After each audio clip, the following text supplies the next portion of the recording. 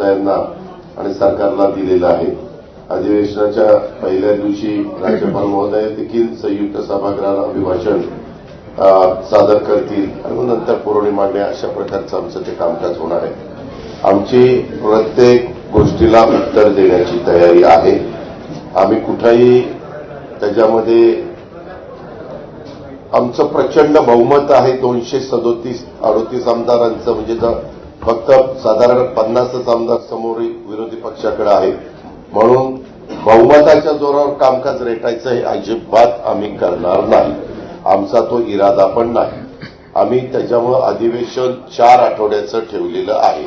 उलट पहिल्या आठवड्यामध्ये जागतिक महिला दिन असल्यामुळे 8 तारखेला पण अधिवेशन ठेवून पुण्यश्लोक अहिल्यादेवी होळकरांची 300वी जयंती असल्यामुळे त्याला एक वेगळं महत्व आहे आणि म्हणून ती पण चर्चा आम्ही त्या दिवसभर शनिवारीचा दिवस असताना देखील ठेवलेली आहे।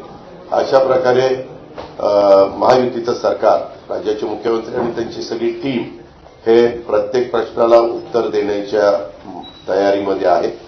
आता आरोप प्रत्यारोप होत असतात। आरोपात तथ्य असेल तर जरूर त्याची दखल घेतली जाईल, परंतु कारण नसताना विरोधाला विरोध करायचा म्हणून जर आरोप केले गेलेले असले तरी त्याला किती महत्व द्यायचं हे पण तशा पद्धतीनं ठरवलं जाईल। असं साधारण हे अधिवेशन चालवण्याचा मुख्यमंत्र्यांचा आमचा सगळ्यांचा विचार आहे आणि त्या प्रकारे अधिवेशन सगळ्या बिलं जी येतील ती पण बिलं चर्चेला यावी, त्याच्यात चर्चा साधक बाधक व्हावी, त्याच्यातनं काही चांगल्या सूचना आल्या तर त्या सूचनेचा पण आम्ही आदर करायला तयार आहोत। अशा या प्रकारे हे सगळं अधिवेशन पार पाडण्याचा निश्चय हा महायुतीच्या सरकारने केलेला आहे। धन्यवाद।